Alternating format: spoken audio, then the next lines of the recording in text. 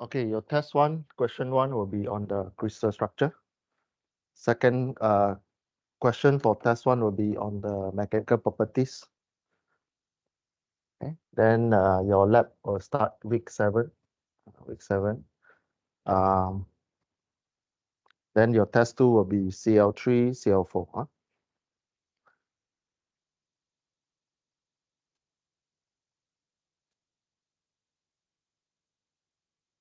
Morning. Okay, today we go back to chapter 4. Previously, we're in chapter 6. Then we jump back to chapter 4. Chapter 4 will link to your lab report. We'll look at defect and imperfection in solid. We'll try to explain why there is a hole on the metals, why certain metal they more easy to break, and so on.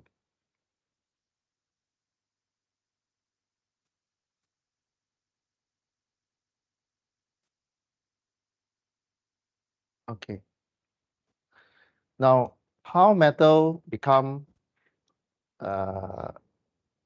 solid, or how the solidification happen in metals?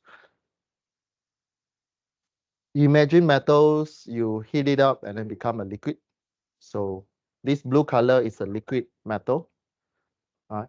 So liquid metals, then it start to cool down. When it start to cool down, all the crystal structures start to join together.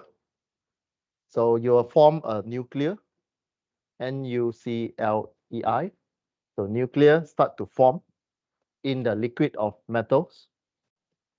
So this process is called nucleation.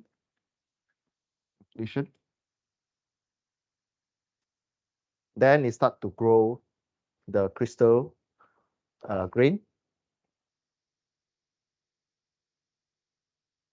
And all this crystal grain will continue to grow, and the dark blue color will join together.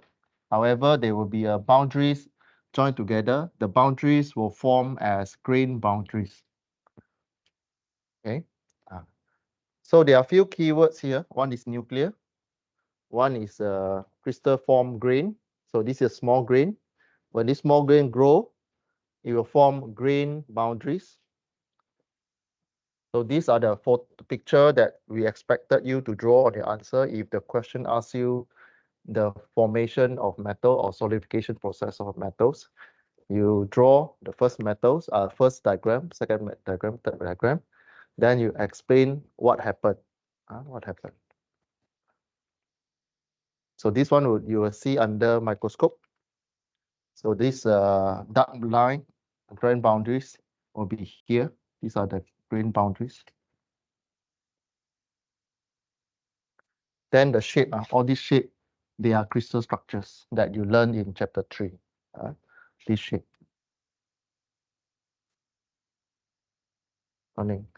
Okay, so this one you see is like a very equal kind of shape. So we call it equal axle, EQUI, equal, plus the axle. Means they grow equally in all directions. You imagine there's a cube and grow in an equal direction, in 6 directions.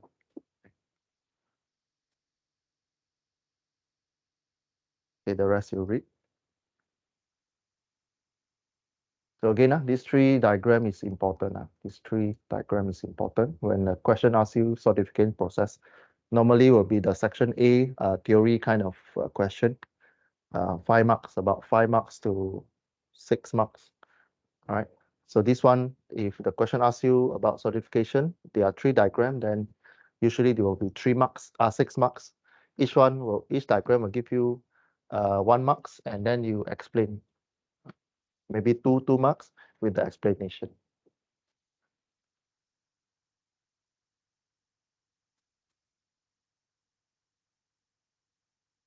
Okay, so during the liquid, then they start to have a small chicken pox inside the liquid nucleation.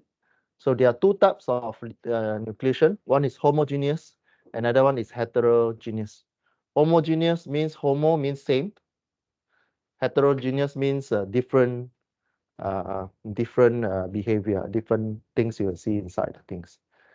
So homogeneous will be usually in the pure metals or pure liquid metals. Okay. Then they start to cooling down and they join together. Okay, join together. So this one, you see this table. So different kind of material with freezing temperature, with fusion, surface energy, and maximum undercooling observed. So this one is just for your info. There's an information later you need to extract from this table.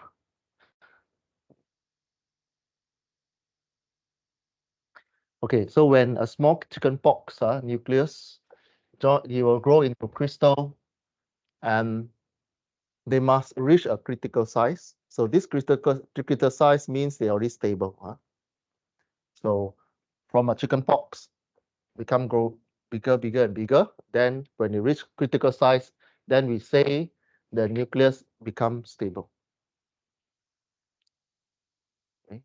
So cluster of atoms joined together, less than the critical size is called embryo.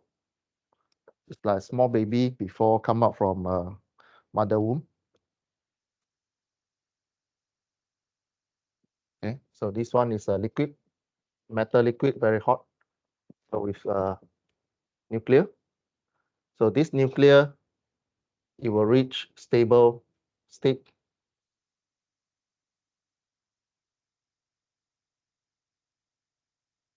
They will join together. All right. So this one become grain already. So there will be a stage called critical stage where the nuclear become one size. There's a size of critical size. So size that smaller than this critical size will call embryo. Embryo.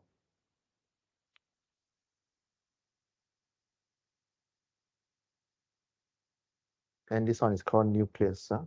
The embryo's nucleus. Okay, so I flip back to the previous diagram. So this one is the small, when it start to create something, we call nuclear, NuCeil.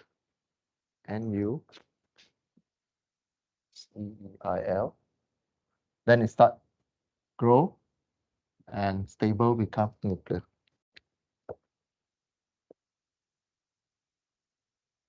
Okay, so all these are keywords lah when you explain about how solidification happen.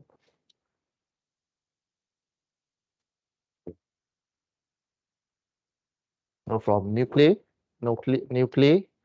become embryo, then become nucleus.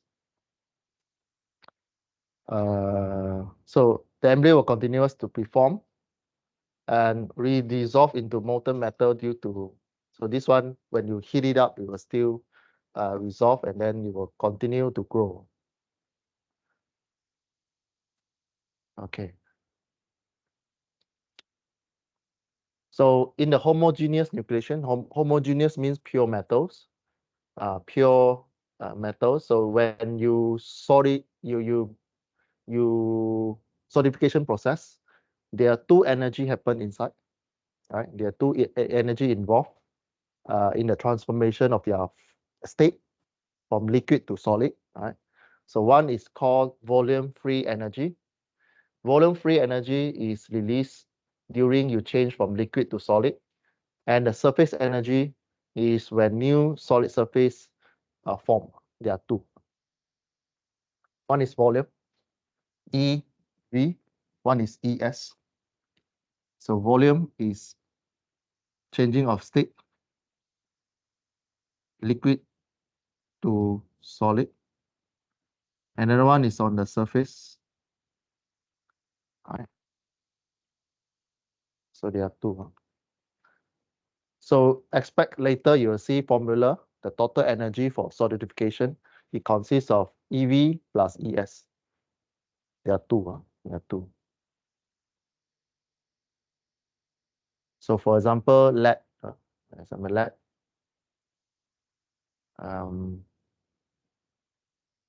So differences in energy. Okay, so you hear heat of fusion and surface energy. You see this one, surface Joule cm cube, Joule cm cube. So fusion, energy fusion is free energy, volume free energy. This one is surface energy.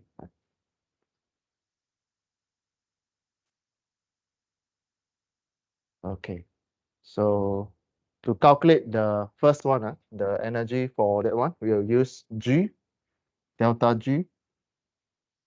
Usually E, we try not to use here yet, but you can write E if you want.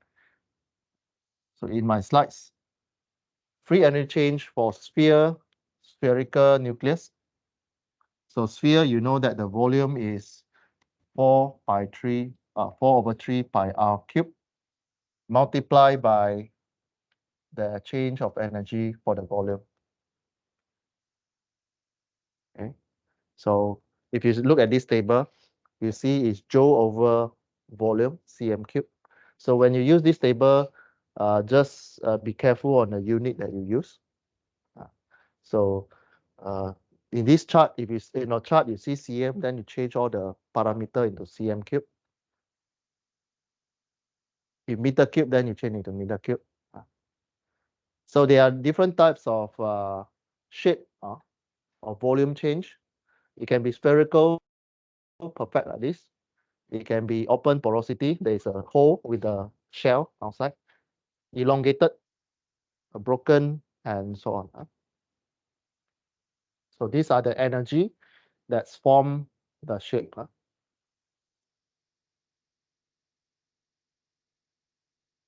Okay. So then in the experiment, we can collect the data using experiment. So here, y-axis is the energy changes or delta G.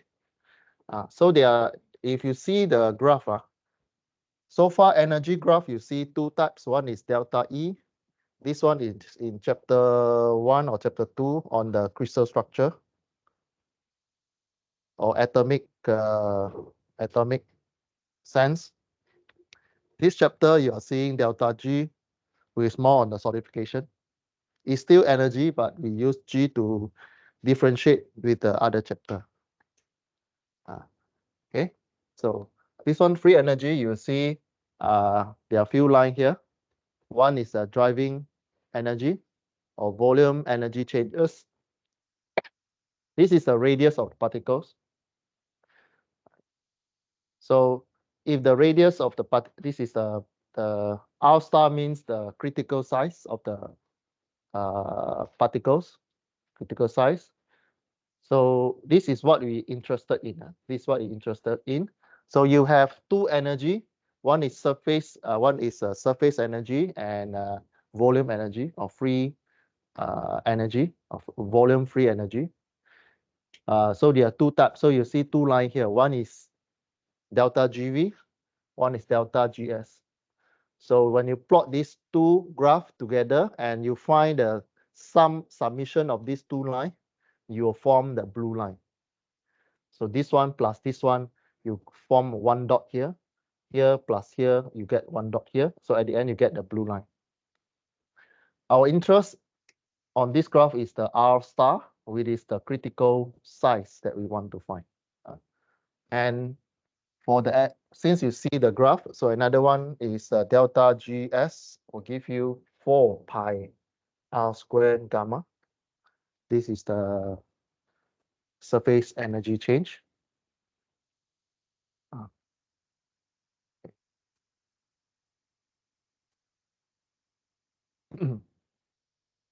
Okay. So for solidification, we are more interested in the R star critical size, R star here, when it becomes stable. So to form R star, you need two value. One is the free volume energy and the surface energy. Okay, there are two behavior or two process. One is to change state, the volume state from liquid to solid, and then one is the new surface form on the metals.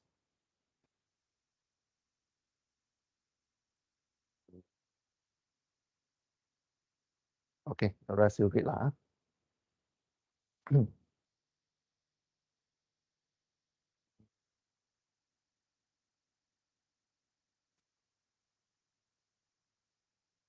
Okay, so here you see the volume forming. Volume forming is the more you go, means the more transformation from liquid to solid, you release energy. It's like you cool down the things, you making ice cube. So actually you're releasing energy. So you see the negative delta GV is going negative, or sometimes in textbook it called driving energy.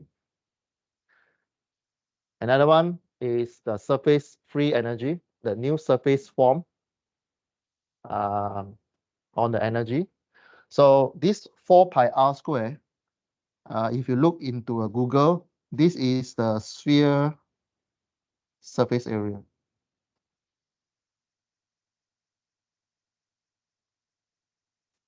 Okay, 4 pi r square. So this one is called, some textbook they call it retarding energy. So if you see the question asks you calculate the driving energy and the retarding energy for the solidification process, it means you ask you to calculate delta GV plus delta GS, and then you calculate the delta R star. Okay. Okay. So this one, another one.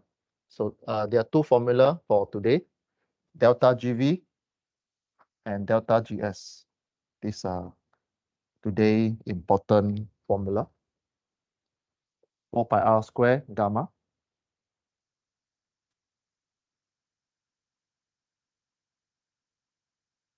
So total energy is a total of these two.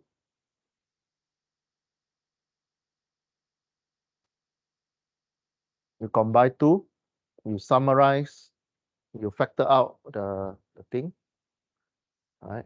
Okay, so okay, here, the R here is the radius of embryo or nucleus. So it depends on what state you are. So if you're below the stable or critical radius, you are become embryo. Then if the energy is more than the R will be more than the stable, you become nucleus or form new grain boundaries already. You'll form grain boundaries. It become bigger and bigger. Right? So from a chickenpox small dot into a stable nucleus, it will take some energy to reach the critical size. Once it reach critical size, if you keep on give energy or release energy, because you're from liquid to solid, so you're releasing energy. So releasing energy, then this one will continue to grow, new surface continue to grow, volume continue to form, then it will form into stable grain. When you use the word grain, means it's already stable and it's in the solid state. Okay, so what kind of question can come out from these slides? The question will give you the energy, or will give you the energy, will give you the delta G, either V or delta S, then ask you to estimate or predict the state of this element. So from here, you'll find the R, because from this formula, the R is inside there. The R is inside there. So when you have the total energy, formation energy or transformation energy, right, sum of volume or total change, you're given this one. So pi you can put inside calculator, this one from the table. Just now I show you table, so this one you can see from the table, extract from the table. And remember, this one is in the table. Just now is in cm cube. So remember, your output of your R is in cm cube. So cm cube. Then, yeah. So from there, the question will give you critical size will give you R star. So you compare if the R of your answer is less than R star, it means it's still in the embryo state. If your R star, if your answer in your question, in your answer is more than the R star or very near to R star, near means maybe a few numbers difference, right? So let's say the answer is the R is 1.59 nanometer. So R star is 1.4, maybe 1.57 nanometer. You can say that this R star is very close to the the R in your answer is very close to the R star or the stable state or critical value. You can say that it is near to stable states. Okay, it reached critical, and it was in the way of becoming grain already. It was growing to big grain already.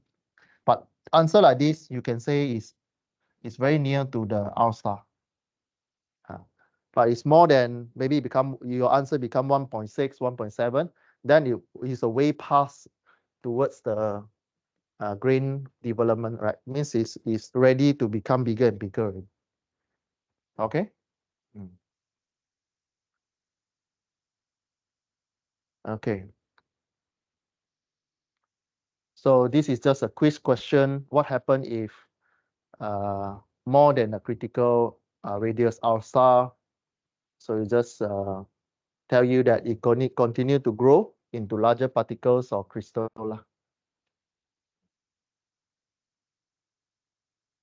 Okay, so here when R reach the R star, GT have the maximum value of the total energy charges.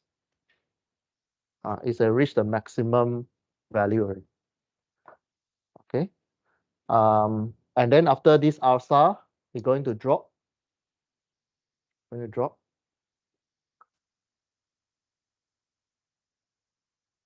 Okay. Okay. Another kind of question can come out from here is that it give you the R star, and then give you the maximum, not maximum, it give you the delta GT. He asks you to find either one is missing, either delta V or delta GS. Because this is the component or formula that we can ask you. Anything that is from this formula. Anything from this formula can ask you this one. Okay, this formula is important. Any parameter from here, it can come out for the assessment.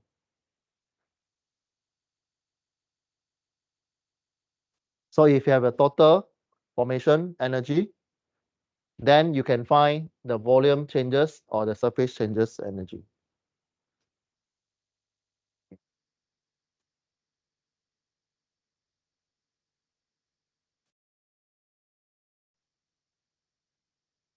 So to find the relationship between the critical size, you can do a differentiation equation because this is a line. So our line have gradient. You can find gradient dy dx on the curve. This one is dy dx equals 0. If you find a parabolic curve, you want to find the maximum point. Dy dx equals 0 in the quadratic equation. All right. So you dy dx, your y is delta GT, your x is r, so you dy dx. So the whole formula you dr, right? You dr. So what do you have for the first terms? Delta G is the constant value. 4/3 pi is a constant value. You only differentiate r. So this one you'll get 3r squared. This one you get 2r. You'll get a quadratic equation, right? So you get something like this. So when you dy dx to get the gradient of the graph, or in this case, the delta gt, because your y is delta g, divided by the r, when it becomes 0, straight away, your r, you should be understood that r become r star already, because at this point, it is your r star. Maximum point on the gt, delta gt is your maximum point. So this actually gives you the r star. Because inside this equation, you are solving quadratic equation. So quadratic equation, you have two roots. You will see positive, negative. Take the positive value. R don't have negative value. Okay. So if you are weak in mathematics, sorry, we expected you have a very good mathematics, right?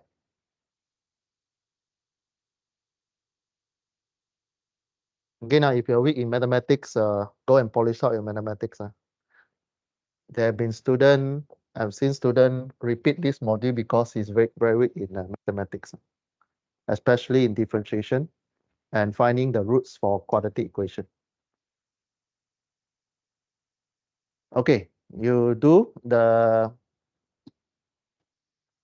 derivation or solution, you will get something like this, right? So you take out the r and you solve the quadratic equation. You will get -2 gamma. You can memorize lah. 2 gamma divided by GV.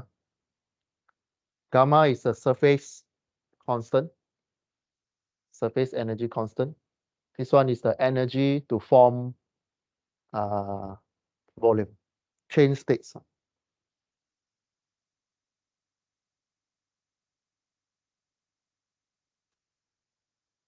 Okay.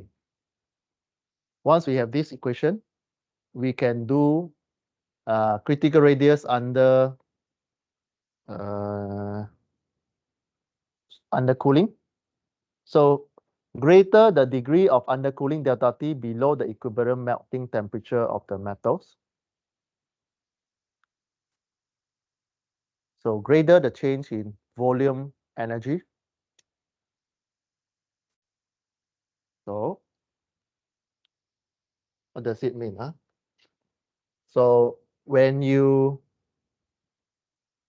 let's say this metal, you melt at 1000 degrees C, let's say.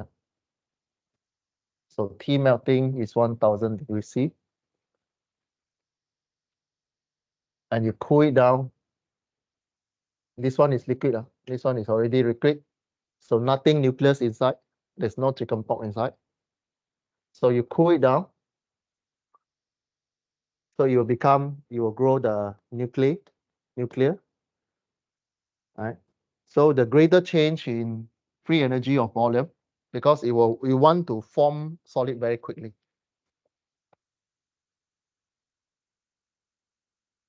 Okay, the changes in energy due to the surface energy does not change much with the temperature. So there are two components, delta GV and delta GS. The GV is related to temperature. However, surface may be minor effect by the temperature. This is what this slide means. Okay, so GV is the main factor that affect whether you reach the R star or not. R star. Okay. This is another graph for copper. Okay, for copper. So each material or metals have their own graph. So this one you see is the copper behavior. This is delta T, the changes of temperature. So if you drop the temperature very high, you will see the changes of R star. So here, nuclear stable in this region. This one is this side is stable, this side is unstable, or is in the embryo's form. So if your temperature is below here, it was still in the embryo. This dot is from the calculation to find the R equation here.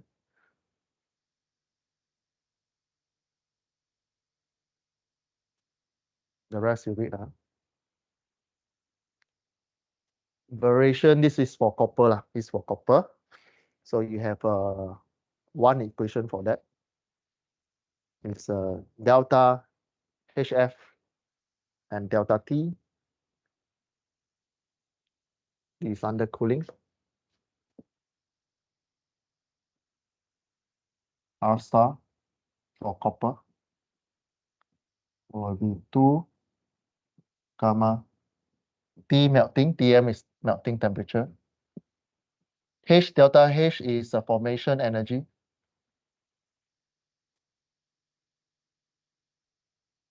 Or lengthened heat of fusion. This one from the graph, from the table. Okay, so example 1, how you apply the things. We are now in a homogeneous nucleus, homogeneous formation. Calculate critical radius in centimeter of the homogeneous nucleus that formed when a pure liquid copper solidified. Also, assume delta T is 0.2 melting temperature. Use data below. Calculate the number of atoms in critical size nucleus at this undercooling. So here, copper is this one, Cu. Okay, Cu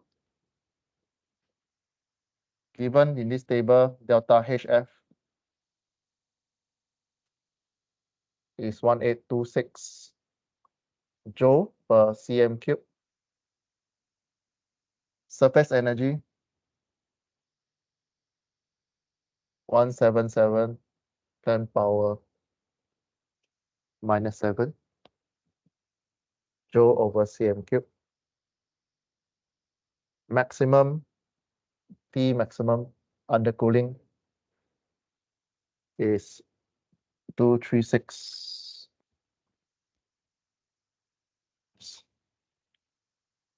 delta T.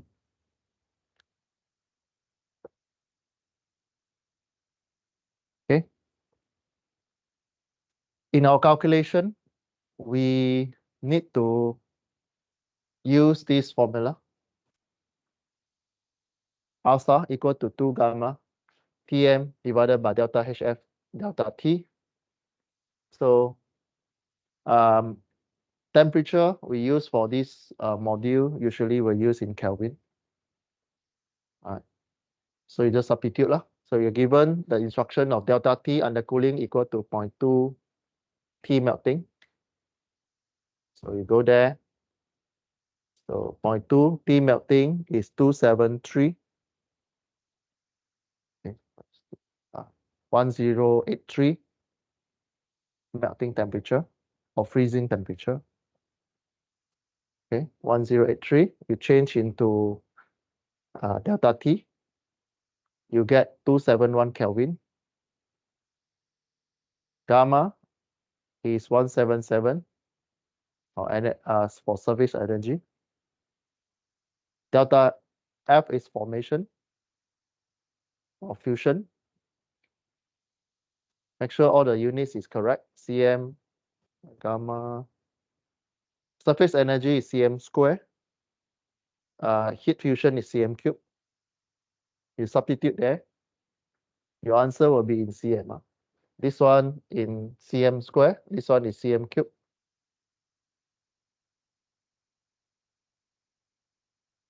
You'll get R star equal to 9.7 minus 8 Cm.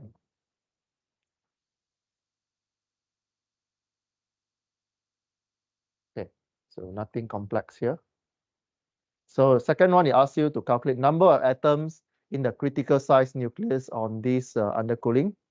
This one you might call what you learned in chapter 3 on the crystal structure. Okay.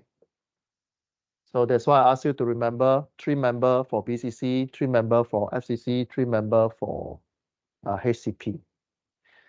So copper is under FCC. Copper, FCC given you the A and R. So there are two different A for BCC and FCC. Each one will give you different A with the ratio towards R.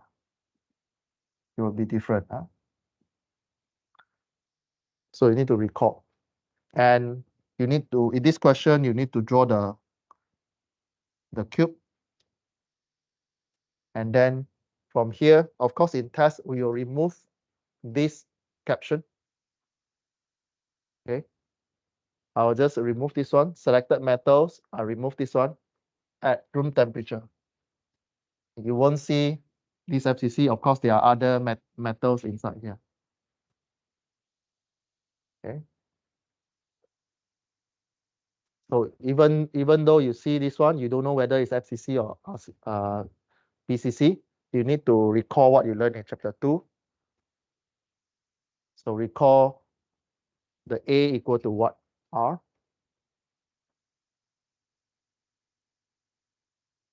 Okay, recall in FCC, you have 4 atoms of 4 sphere inside FCC.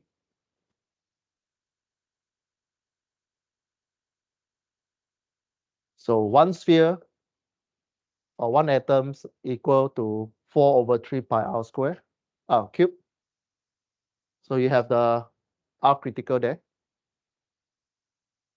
You put in there, you get a volume of 1 sphere. So you in a cubic equal to A square, A cube. Okay, A equal to 4/square root of 2r. You calculate.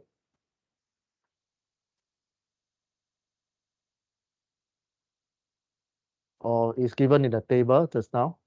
A equal to 0.315 nanometer.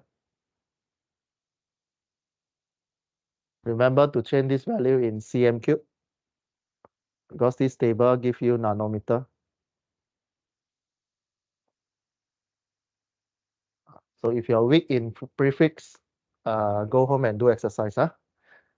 So here, I just want to remind you, you are doing in cm. In table is in nano. You have these two. You take this one. 4.7, this one divided by 3.82.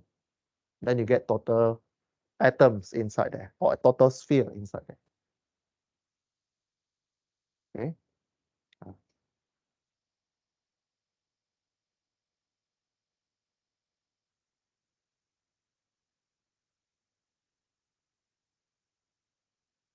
So you take 4.7 volume of A divided by 4. Divided by 4. Why divide 4? Because you are comparing nucleus with atoms. Okay, nucleus with atoms. Careless mistakes, usually you miss out this one. Right. Since example 1 give you FCC, expect question on BCC or HCP come up. Okay. So you divide. You take volume of critical size nucleus and atoms. You get 325 atoms that in this liquid of solidification process. 325 atoms already reach critical size.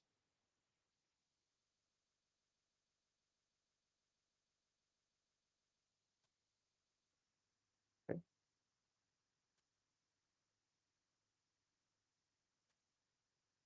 Okay, we have done homogeneous. What about heterogeneous? Heterogeneous, hetero means different.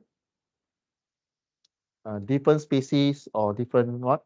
So when you have a hetero, means you have impurity inside, or there's no pure, means maybe aluminum inside there got nickel, got other carbon atoms inside there, right? So impurities or others things, including the surface of container, this one. So in the experiment, usually we use glass container rather than using other container to avoid impurities in the experiment. So it will lower the critical energy required to form stable nucleus. So how this formation of heterogeneous nucleation happen? So this is the contact surface. Let's say you have a put inside a paper glass. So it will stick to this paper glass. Then it will form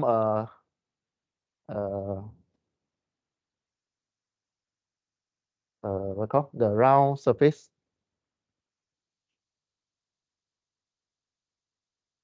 So you have a few reasons there. You have solid and liquid region.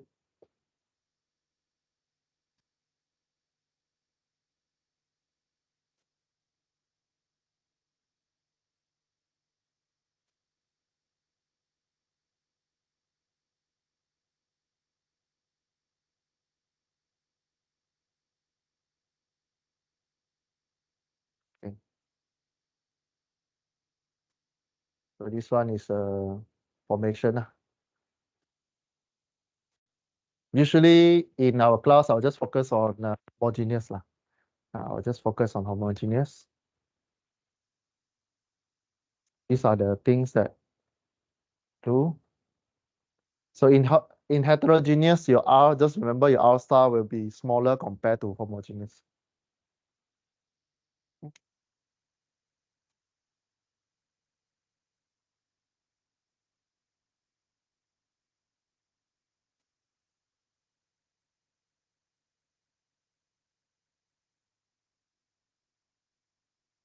This one you read a little bit. So already once we pass the critical radius, it will form grains. It will continue to grow grain. So embryo become nucleus, become stable. Then after stable, it continue to grow bigger and bigger.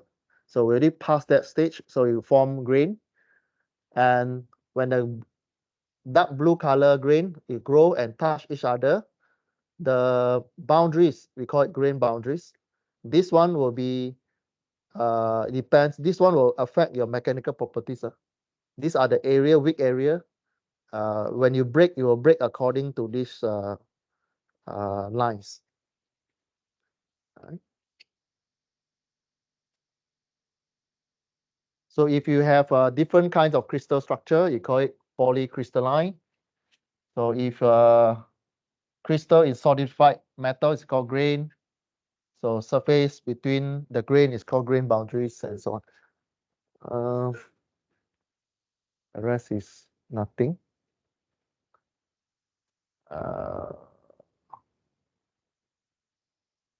So this one is nucleation sites available. Number of nucleation sites will affect whether you become a coarse or fine grain. What does it mean? Let's say you have a liquid. So inside liquid, you have many rooms. They have many rooms. So you can form a lots of very big grain. However, when you already have small grain inside there,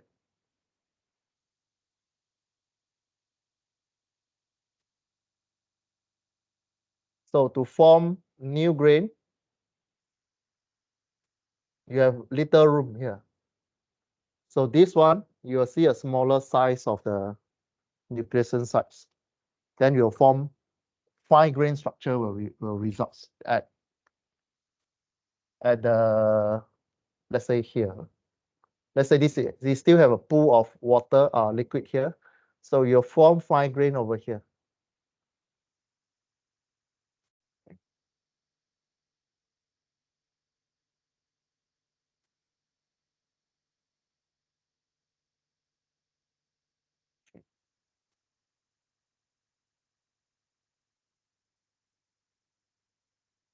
So there are two types of grain. One is equiaxial grain and columnar grain. Just remember these two names. I will show you in the picture later. What is this one? The rest you read. The rest you read. Equiaxial means equal direction. Columnar means it will grow slowly, present in a steep temperature. It will look like this. So when you pour in liquid metals, and this is a wall is very cold compared to the liquid metals, right? So it will form the equiaxial grain here at the wall. It will cool down over here. Then because of the energy inside here, it will form columnar grain in the middle. So column means you'll see a long grain. Equiaxial usually is the same size but smaller grain. So this one. So sometimes the question can ask you to explain how equiaxial grain and columnar grain can be formed. So this is expected in your answer. You need to draw something, then label where is the equiaxial grain, where is the columnar grain. Then you explain using these two statements. Okay, this one you read.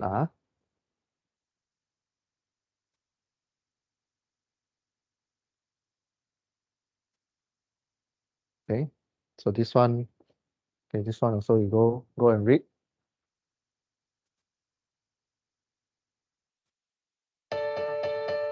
So this is a 6-minute video. Maybe you can watch during your revision time. So you just copy this link and then go and watch.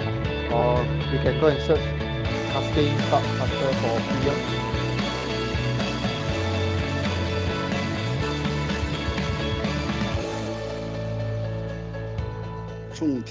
The commissioning and the steep run-up curve show that the cooperation between us and SMS was highly successful. On the 5th day of production, 50 heats were already cast in one sequence. And control of the processes in the mold via the mold monitoring system and the remote adjustable mold.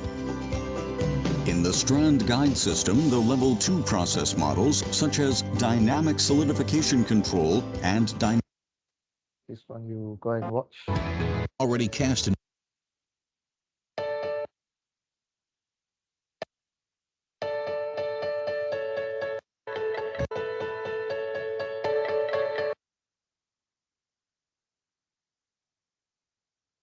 So these are the application. Application. Again, you see the word ingot. Ingot is the raw material. It's a raw material. Before you do formation or you go and press it, go and roll it, it's called ingot. So these are the process in the industry. Means molten or liquid metals pour in here. Then there's a mold for it to cool down. So you cool it down by using water. Then you will come out with a solidified ingot. So something like this.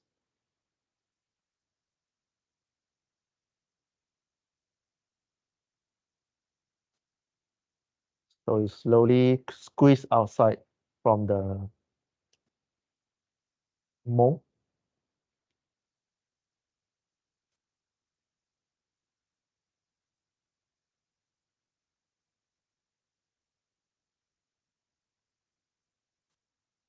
And those work in this kind of factory, they pay well. They pay well and high salary because they are high risk industry. You can you can lose your life instantly because of the heat wave if you're not careful. So these are the continuous process. You can see this one in the video just now.